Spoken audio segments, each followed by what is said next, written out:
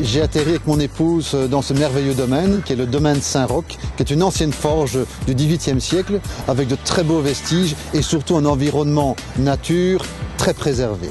Un des problèmes particuliers au domaine, c'est la gestion des énergies. Je me suis rendu dans la région de Saint-Hubert, où coule la Lomme, et où là ont été installées les petites centrales hydroélectriques, toujours aux mains de privés. Très vite, le projet s'est mis en place ici au domaine, et donc ce projet existe aujourd'hui. Ça veut dire que le domaine est quasi autonome au niveau énergie électrique, mais surtout alimente une centaine de maisons dans le village.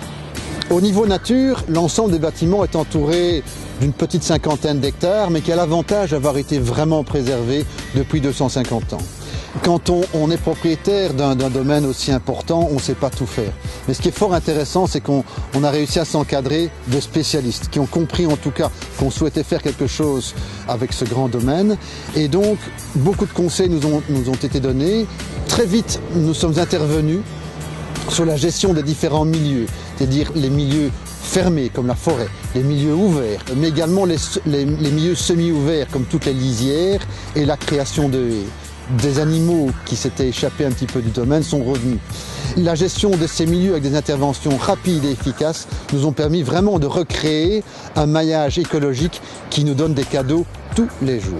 En 2013, on a un projet assez important qui est la réaffectation d'un des bâtiments, l'ancien monastère, en gîte, mais avec une connotation verte et durable. La réalisation de la rénovation, on compte la faire en matériaux durables. La gestion de l'eau va être prise en considération également. Nous allons bien sûr récupérer les eaux de pluie, les eaux de rejet, nous allons les traiter sur place. Et tout ça également va être visitable de manière vraiment à sensibiliser tous les gens qui viendront nous rendre visite ici au domaine.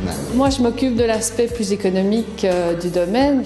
Alors, la première activité que nous avons réalisée ici, ce sont des mariages, puisqu'on a une très très belle salle de réception qui peut accueillir jusqu'à 300 personnes.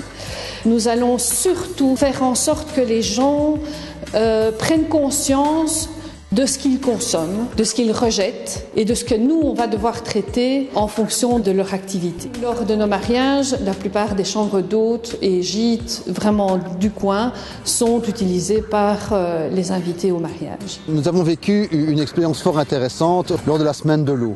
On s'est pris en idée de pouvoir accueillir pendant quelques jours ici les écoles de la région pour découvrir ce qu'il y avait avec de l'eau.